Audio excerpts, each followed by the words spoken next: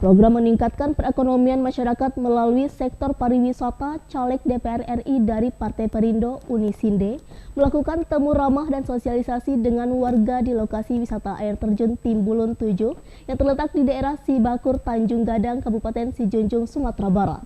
Dalam programnya, Partai Perindo berkomitmen memajukan pariwisata Sumatera Barat dengan menggali potensi wisata di daerah pelosok agar dapat terkelola dengan baik.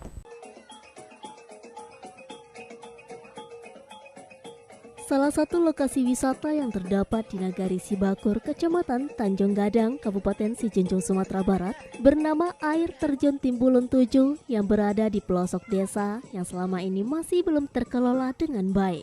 Melalui salah satu program dari Partai Perindo yang berkomitmen memajukan perekonomian masyarakat melalui sektor pariwisata, salah satu caleg DPR RI Dapil Sumatera Barat, Sinde Puspita atau dikenal dengan sebutan Unisinde, melakukan temu ramah dan sosialisasi dengan masyarakat setempat dengan berkunjung ke lokasi wisata air terjun Timbulun 7.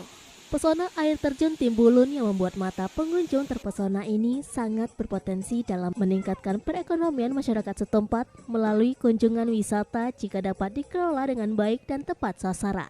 Dengan menggalang kelompok sadar wisata Nagari Sibakur, Unisinde mensosialisasikan sejumlah program dari Partai Perindo untuk dapat meningkatkan kunjungan wisatawan ke lokasi wisata tersebut dan bisa melakukan pengelolaan lokasi wisata yang selama ini menjadi surga tersembunyi yang ada di Kabupaten Sijunjung, Saat ini kita Sumatera berada Barat. di wisata Timbulun 7, di mana di sini adalah wisata air terjun.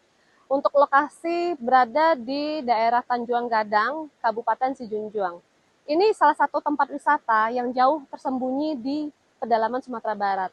Makanya seperti yang pernah saya sampaikan di podcast Aksi Nyata, saya berharap wisata Sumatera Barat ini bisa maju dan berkembang.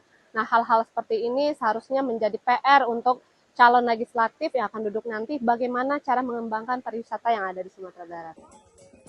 Dari Kabupaten Sijunjung, Sumatera Barat, Budi Sunandar, iNews melaporkan.